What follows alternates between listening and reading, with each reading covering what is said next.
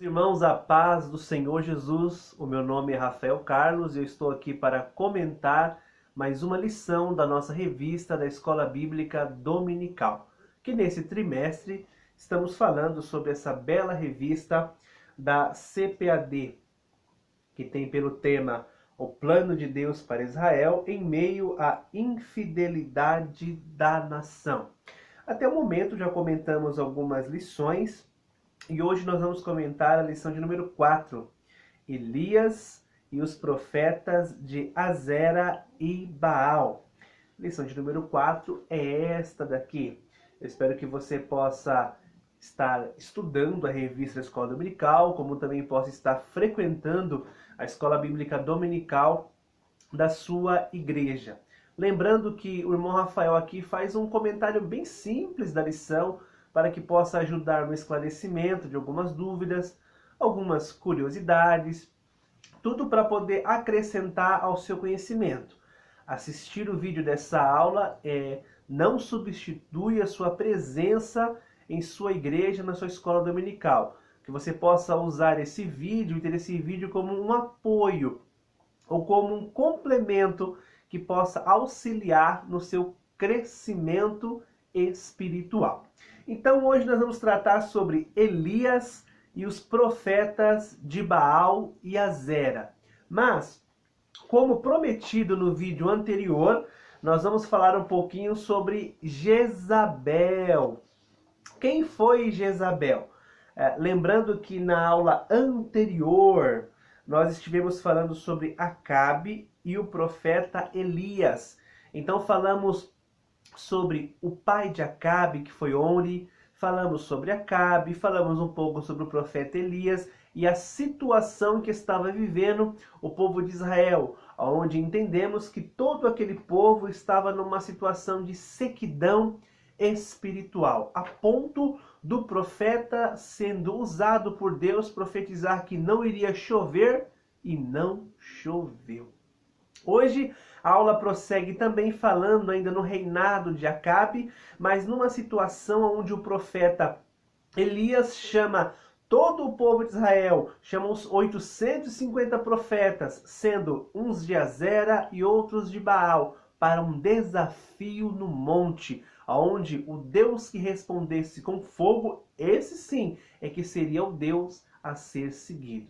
Mas para entendermos melhor, quero recapitular para os irmãos aqui, entender que a situação espiritual que o povo de Israel estava passando era muito culpa de Acabe, sim, por ele conseguir fazer com que o povo pecasse mais, fazer com que o povo seja mais idólatra, fazer com que o povo adorasse a Baal, mas ele teve uma influência primordial e uma influência muito grande dentro da sua própria casa, que foi a sua mulher, Jezabel. Quem era essa mulher? Vamos lá.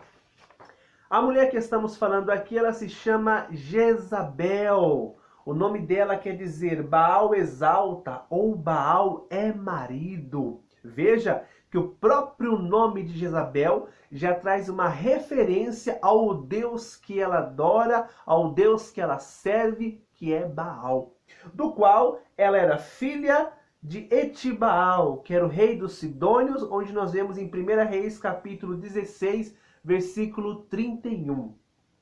Ela era fenícia ou sidomiana, estrangeira, princesa, idólatra, sacerdotisa e profetisa de Baal e Azera. Todas essas são qualidades que podemos dizer espirituais de Jezabel, o qual através da influência que ela teve sobre o seu marido Acabe, conseguiu levar o povo de Israel a pecar cada vez mais. E eu trago para os irmãos aqui também algumas características pessoais dela. Nós vamos entender em 2 Reis 9:30 que ela era uma pessoa vaidosa. Vamos entender também no discorrer da leitura, quando fala ali sobre a vinha de Nabote, que ela é uma mulher letrada, que ela era uma mulher que tinha conhecimento na lei de Israel, era uma mulher que tinha estudo de base e conhecimento mútuo. E também casou com Acabe e teve 3 filhos. Na questão de dona de casa, na questão de esposa, Jezabel era uma mulher perfeita. Não poderia deixar de dizer que ela era uma mulher que fugia das obrigações do lar ou do cuidado dos filhos. Quanto a isso, ela fazia o seu papel corretamente. Tenho que destacar aqui que, infelizmente, ela tinha um poder de influência sobre o seu marido de tal forma que ela fez com que ele pecasse e se vendesse a Baal. Olha só as práticas de vida de Jezabel: a prostituição e feitiçarias. Tudo isso devido aos cultos a Baal e a Zera, onde vamos ver logo mais. Ela manipulava o marido, ela mandava mais que o marido no reino. Ela ordenou a morte de Nabote, a morte de um homem inocente. E ela, além de ordenar a morte, ela usa a lei do povo de Israel como base. Isso mostra o conhecimento que essa mulher tinha da lei. Ela matou os profetas do Senhor. Era uma mulher impiedosa, era uma mulher sanguinária, era uma mulher que tinha sangue nos olhos, sangue nas mãos e mandava matar os profetas do Senhor que não queriam servir a Baal ou a Zera. Misericórdia. E também nós vamos encontrar essas referências lá em 1 Reis 18:4 e 1 Reis 18:19. A Bíblia Sagrada vai nos mostrar que Jezabel era uma mulher muito bela, era uma mulher muito inteligente, era uma princesa, era uma mulher letrada, tinha um conhecimento muito grande. Mas infelizmente ela usou do conhecimento que ela tinha, ela usou do poder de influência que ela tinha para ser um instrumento de Satanás em meio ao povo de Israel, fazendo o povo pecar, matando os profetas que não queriam se curvar a Baal. Infelizmente, Jezabel é um exemplo de pessoa que se deixa ser usada pelo diabo, infelizmente. Quem era Baal? Quem era Azera? Quem eram esses deuses que Jezabel fez com que o seu marido Acabe se vendesse a eles, construísse templo, construísse bosque, criasse profetas, sacerdotes? Meu Deus, olha a influência dessa mulher. Quem era Baal, ou o deus Baal? Era o deus que era tido como que tivesse o poder no tempo, poder como eu posso dizer assim para os irmãos de uma forma bem prática. Era o deus que mandava na colheita, era o Deus que providenciava chuva, era o Deus que tinha o poder do raio, do trovão, das nuvens. Era o Deus que, eu posso dizer, que se encaixava naquilo que Israel procurava, porque Israel era um povo agrícola, aliás, era um povo que cuidava de plantações. Então, quando é oferecido um Deus que cuida dos tempos e das estações, né? Logo para eles é algo muito cômodo. É desse Deus que precisamos, porque nós plantamos. Se ele manda chuva, é desse Deus que eu preciso. Misericórdia. Para o povo de Israel, ele era como se fosse o Deus da provisão, porque infelizmente o povo de Israel estava em meio a um pecado tão grande que eles olhavam para o Senhor Todo-Poderoso e apenas enxergavam o Senhor Todo-Poderoso como Deus do Êxodo. Ah, o nosso Deus que tirou da terra do Egito, aquele é o nosso Deus. Porém, nesse momento, onde precisamos de chuva, cuidar da terra, arar a terra, nesse momento o nosso Deus é Baal. Veja que a forma de adoração do povo de Israel estava circunstanciada ao momento, né? O nosso momento é de plantação, então precisamos do Deus Baal. O Deus do Êxodo está lá, tem um lugar dele, mas nesse momento Baal é prioridade. Essa era a visão do povo de Israel naquele momento, que foi infiltrada, penetrada através de Jezabel, com a influência no reino ao seu marido Acabe. Como que era o culto, irmão Rafael, a Baal? Deixa eu colocar bem grande aqui para você se assustar, como eu me assustei também quando eu passei a estudar. Era um culto que tinha a êxtase como ativação sensorial, em intensas orgias sexuais sagradas. Então, parece absurdo, mas infelizmente era dessa forma. Era um culto onde a prostituição, as orgias eram tidos como sagrada. Quem era a deusa, né? Ou o deus Azera? Também você vai encontrar na Bíblia Sagrada o nome Astarte, Star ou Ashera. Juízes 3:7, 1 Reis 18:19.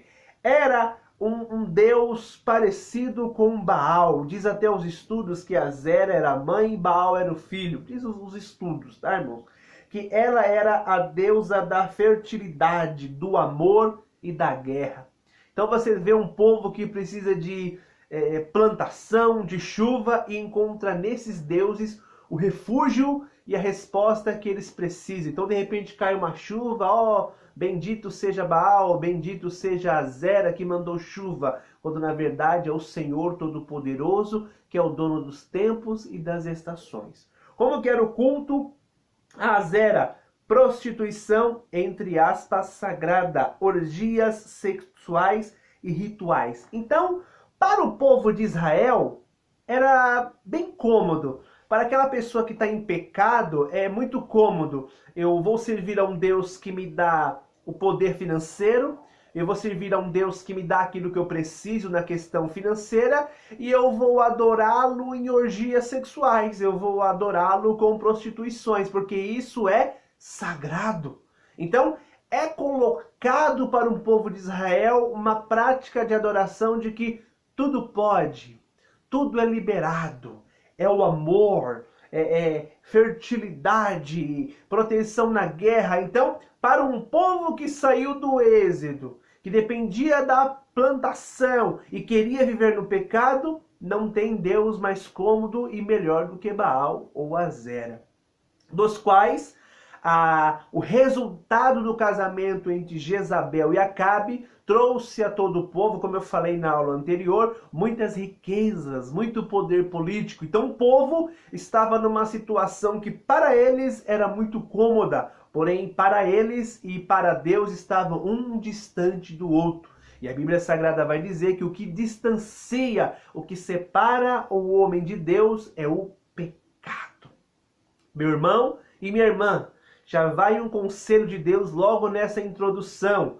Não tenha uma vida de pecado. Não tenha uma vida longe de Deus. Aquele que quer se aproximar de Deus, ele se afasta do pecado. Aquele que quer se aproximar de Deus, ele quer viver em santidade, quer viver separado, quer viver em paz com Deus. Aquele que está na luz, ele não tem comunhão com as trevas. Pelo contrário, aquele que está na luz, ele faz oposição às trevas, porque ele é de Deus. E permita-me acrescentar, quem é de Deus, ouve a palavra de Deus. Logo, em meio a todo esse momento que o povo passa, imagina o coração de Elias.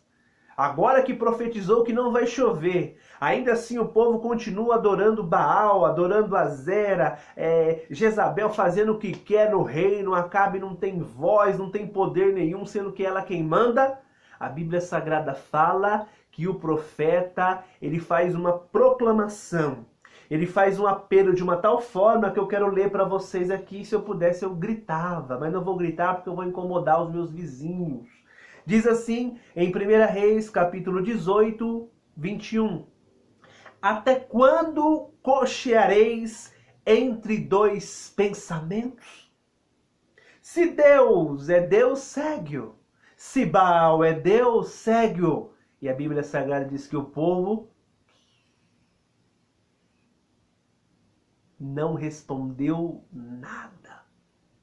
O fato do povo não responder nada mostra que eles não tinham partido, que eles não tinham posição, que eles não tinham decidido. E o nosso pastor que comenta a revista, o pastor Ivan, ou aliás, o pastor Cleiton Poimering, desculpe se eu não pronunciei correto o seu nome, meu pastor. Pastor Cleiton, vou falar assim, que comenta a nossa revista desse trimestre, na lição na parte de mestre, é uma introdução muito boa para utilizar na revista, que eu deixo para utilizar aqui no meio, que ele explica assim, o que é cochear? O que o profeta Elias quer dizer com cochear? Cochear aqui quer dizer mancar como um coxo, capengar, pender de um lado para o outro. Ou seja, cochear aqui é como se fosse uma balança. Ou você dá mais peso para um lado, ou você dá mais peso para o outro. Só que o cochear, ele nem é para um lado, ele nem é para o outro. Ele fica no muro. Olha a pergunta que eu deixo aqui para você, que fale Deus ao seu coração. Qual é a sua posição? Se você quer servir a Deus, sirva-o com integridade, com totalidade de coração. Mas se você não quer servir ao Senhor, não fica com um pé no mundo e um pé com o Senhor. Para servir ao Senhor tem que ser totalidade. Amarás ao Senhor teu Deus de todo o teu coração. A Bíblia Sagrada vai dizer no Novo Testamento que o Senhor Jesus repreende aos homens dizendo: vocês não podem servir a dois senhores. Ou você serve a um e aborrece ao outro, ou vice-versa. Ou você serve a Deus, ou você serve a Mamon.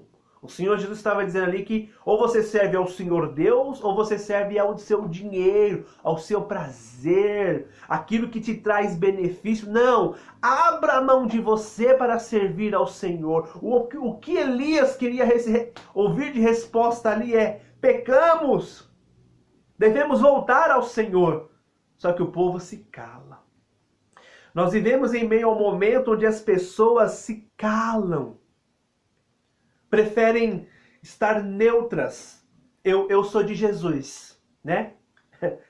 Eu sou de Jesus. Eu já aceitei a Jesus. Aceitar a Jesus é bom, mas precisa converter-se a Jesus. Abandonar as práticas do mal e viver as práticas da luz, andando para o céu. Não se pode dizer que serve ao Senhor, mas ainda tem uma mente pecaminosa. Não pode dizer que serve ao Senhor, mas ainda tem os desejos e os prazeres que quer desfrutar que foi lá atrás. Não, sirva ao Senhor com interesse, integridade, com o coração inteiro. Porque você fazendo assim, o Senhor vai agradar-se da sua conduta. É um desabafo do irmão Rafael.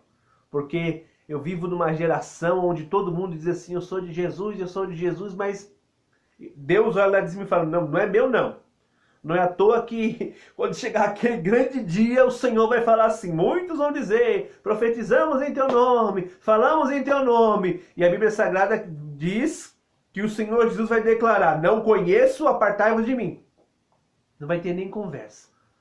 E como diz o meu saudoso pastor Jairo Bartolomeu da Rocha, que foi meu pastor setorial no setor 7 em Guaianazes durante muitos anos.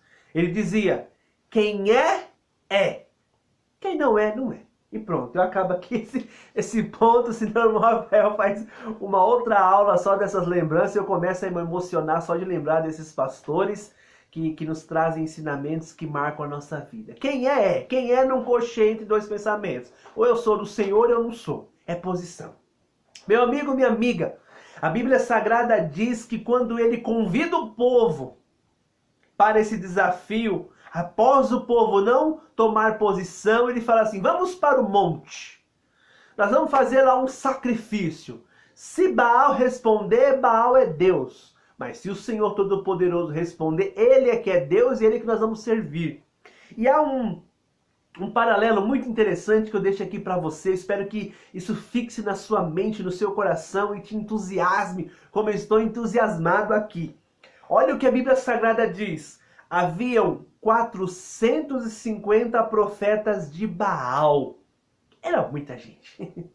Era muito profeta. Havia 400 profetas de Azera. 450 mais 400 igual a 850. E havia um profeta chamado Elias.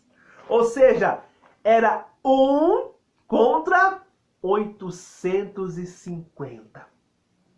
Humanamente, quem vai vencer é a maioria. Humanamente, o mais forte, a quantidade, vai prevalecer. Mas a batalha aqui, meu irmão e minha irmã, não é de força física, não é de força bruta, não é de quantidade, não é poder aquisitivo. A força aqui é espiritual. A batalha aqui é uma batalha no âmbito celestial. É a mesma batalha que temos hoje da igreja contra o mundo de pecado. O mundo parece que oferece mais, é maioria. O mundo parece que é mais atrativo, que é mais gostoso, que é mais saboroso, que chama atenção. O apóstolo João vai dizer que é a concupiscência dos olhos, é os desejos desenfreados. E a igreja é aqui, ó, minoria, pequenininha, sofrida, que apanha. Mas a Bíblia Sagrada diz que o profeta prevaleceu, porque o Senhor estava com ele. O que a Bíblia nos deixa de lição aqui é que você parece que está sozinho, mas quando o Senhor está com você, você que é maioria. É você que tem poder. E olha que coisa tremenda que o Senhor Deus me fez levar nessa lição para preparar para você. No livro de Salmo, número 91, no verso 7, a Bíblia Sagrada diz que o salmista ele declara: eu estou em meio a uma batalha. 10.000 vão cair do meu lado e 1.000 do meu outro lado, ou seja, um total de 11.000, mas eu não vou ser atingido. Aleluia. Você já parou para pensar nisso? Eu vou colocar aqui grande para você ver, ó. Era 11.000 contra 2. Mas Rafael, como contra 2? Era o salmista e o Senhor. Meu irmão e minha irmã, independente do tamanho da batalha, independente do tamanho até mesmo do gigante do momento, quando o Senhor está com você, a vitória é certa. Quando o Senhor está com você, não é você sozinho, é você e o Senhor. É você e o Todo-Poderoso. É você e a vitória garantida. Você mais Deus é maioria. E aquele que serve ao Senhor com totalidade de coração, esse vence a batalha. E amém. E vamos para o próximo slide aqui, porque se eu começar a falar, a glória aqui já está invadindo. Segredos do sacrifício de Elias. Elias prevaleceu, né? Deus o respondeu com fogo. Mas qual que foi a diferença entre a oferta dos profetas de Baal e Azera para a oferta do profeta Elias? 1 Reis capítulo 18, versículo 25 ao 39. Vamos colocar aqui para os irmãos entenderem. Os profetas de Baal e de Azera invocavam, faziam orações e gritavam. Quer clamar? Pode clamar. Eles pulavam, eles dançavam e eles berravam. Adoração individual, cada um faz do que quer. Eles se cortavam com facas e eles profetizavam. E não houve resposta. E ainda conseguiram quebrar o altar, bagunçar a oferta e virou uma baderna. Por que que eles não têm resposta, irmão Rafael? Eles não têm resposta porque Baal não é Deus. Porque Azera não é Deus. Baal é uma invenção, Azera é uma invenção. Aquele que vive no mundo de pecado, ele vive no mundo de ilusão, de invenção, achando que aquilo que ele está fazendo é correto, quando não é. Está sendo iludido por Satanás. Por isso que a Bíblia Sagrada vai dizer que o Deus desse século, Satanás, Deus com D minúsculo, ele cegou o entendimento de muitos para que não cheguem ao conhecimento da verdade. Mas quando a pessoa dá ouvido a Jesus, as escamas dos seus olhos caem. Ele passa a olhar ao Deus verdadeiro. Ele retira as práticas do mal e ele começa a adorar ao Senhor com sinceridade. Como que deve ser feito o sacrifício, meu Rafael? Eu vou mostrar para você. Primeiro, ele consertou o altar. As coisas para Deus são decentes, corretas e ordeiras. Ele pegou as 12 pedras para lembrar das 12 tribos. Isso é memória. Quero trazer à memória aquilo que me dá esperança. O altar foi consagrado ao Senhor, a oferta é ao Senhor. A oração dele foi rápida, foi simples, foi pequena, mas foi sincera, foi de coração aberto.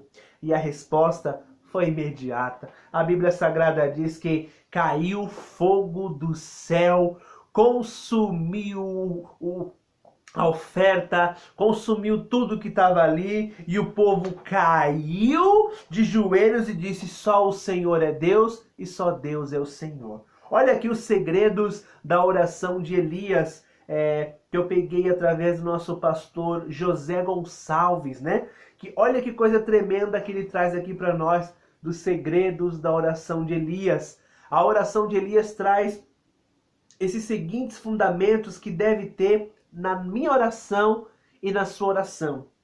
Quando Elias declara: tu és Deus, ele declara nitidamente a divindade do Senhor.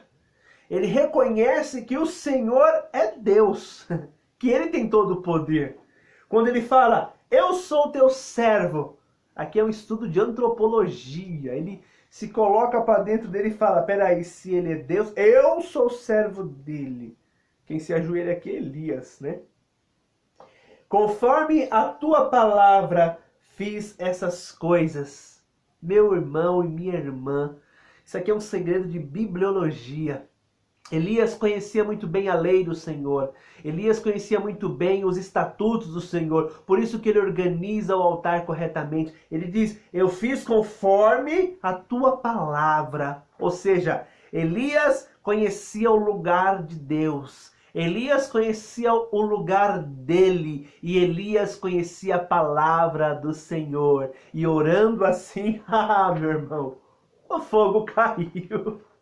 O fogo caiu, Deus ouviu a oração dele e a resposta e o poder de Deus foi revelado naquele dia. Oh, glória! Após Deus manifestar poderosamente esse milagre através da resposta do fogo, nós vamos ver que Elias ele vai, mata todos esses profetas, ele sobe até o monte, ora para Deus mandar chuva. Deus manda chuva, que coisa linda! Deus era com Elias de ponta a ponta. Mas ainda assim Elias recebe uma ameaça de Jezabel, dizendo que ele seria morto.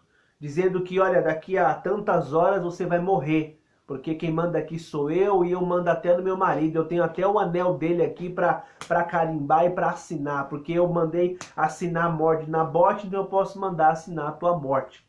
Então Elias, a Bíblia Sagrada diz que ele passa um momento onde muitos autores, muitos comentaristas vão dizer que ele estava depressivo. Vamos comentar isso aqui um pouquinho.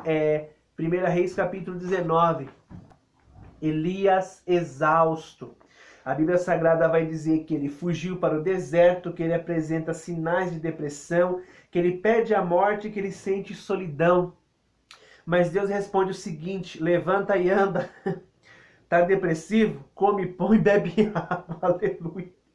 Você quer morrer? Não. O seu caminho é longo. Você está dizendo que está sozinho? Mas eu digo que ainda tem 7.000 adoradores que não se curvaram a Baal. Nessa último slide, nesse último comentário que eu deixo para os irmãos, eu quero destacar, até mesmo do jeito cômico, esses dois pontos aqui embaixo. Ó.